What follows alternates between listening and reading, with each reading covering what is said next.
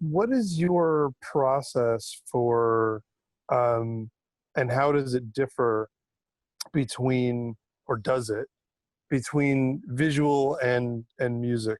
So do you, when you're coming up with songs, do they, like, for example, if you were to like sketch before you were painting or sculpting, or making like audio sketches before you write a song, is there that kind of parallel, or is it a completely different process, and you approach it, differently Mhm. from each medium?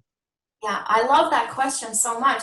So typically what I do with, with the visual composition, I just like start with a blank page and I put my pen down or whatever medium I'm using without a preconceived idea as to what I'm going to be making. So I just kind of let the ink, the paint kind of reveal the piece to me as with each stroke. And then, I don't know, 7, 8 strokes in, I kind of start to get an idea of like a shape or a figure that I want to materialize. So those 7, 8 like intuitive strokes are going to turn into, so my intellect starts to become more engaged, and I'm deliberately driving it to go a certain way. And I think I do that musically too. I'll get on a synthesizer and I'll just kind of blindly make a patch without deciding what kind of sound I'm going to start with. So whatever sound comes out, it could be a super goofy sound, or it could be really hard or ethereal, like whatever sound comes out. I try to like record like 8 bars or something with that sound, whatever that sound is. Whether I end up keeping that sound in the song or not, it doesn't matter, but it's a starting point. And it's that same point of engagement of not knowing, like not deciding something ahead of time, like what am I going to make. I just kind of dive in, and thankfully I have the courage as a person. I don't get kind of tied up with fear when I'm starting. I don't have the fear of the blank page, thankfully. And I just trust that I'm not the person that's making this thing happening. Like my arm is just kind of going and I'm going to follow it. And same with music, I guess. So that's the starting, that's the through line that I see when I'm starting a piece. As far as finishing it, so visually, I'll take a sketch. I usually start everything that I do from the sketchbook, and then it's the inception of the idea, and then eventually like translate it to other mediums, whether it's a 3D medium or something. But you have that sketch or a demo that you can then kind of massage as you go and start editing and start cleaning it up. Yeah, I'm sure I'll have a better answer for this tomorrow too, but On that, hi, Luke. hi there. On what Jim kind of mentioned on the feedback loop, and what you just mentioned on your current female mythology project. Now that is a multimedia project, have you experienced where you kind of have a feedback loop between the different forms of media that you're working with? Has the sculpting influenced the music, or has the writing influenced the sculpting, perchance? Oh, that's such a good question. And yes, it has. It's interesting because, this sculpture that I'm working on right now, I'm really inspired by topographical models. Like, you're in geography class or geology class and you're seeing these like gorgeous like topographical models that I've been really inspired by since I was a kid, and it was just somewhere in the back of my mind, and I'm kind of like using that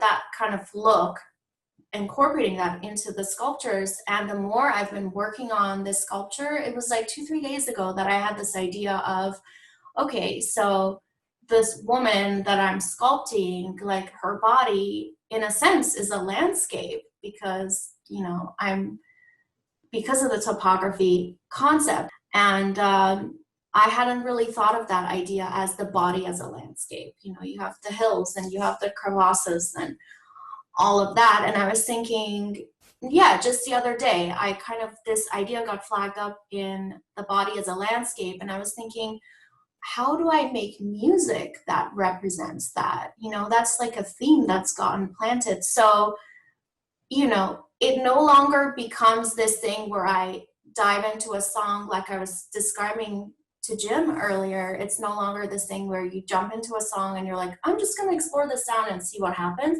Now there's this idea of body as a landscape. Like, how does a landscape sound? Like, is it high frequency? Like, we're up here because, you know, where are you? What is your elevation? Like, how dissonant is it? Is it kind of drony? Like, what does that sound like?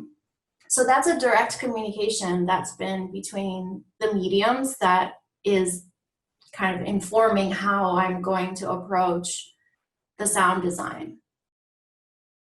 Okay, this is a really good thing I just thought of that also was really life-changing for me. Like, a lot of times, let's just say you have like 4 or 5 really cool things in the background that you're working on, projects, or a really cool photo you took of something, and you're just kind of holding on to them to share them at a really special time. Let's just say on your social media.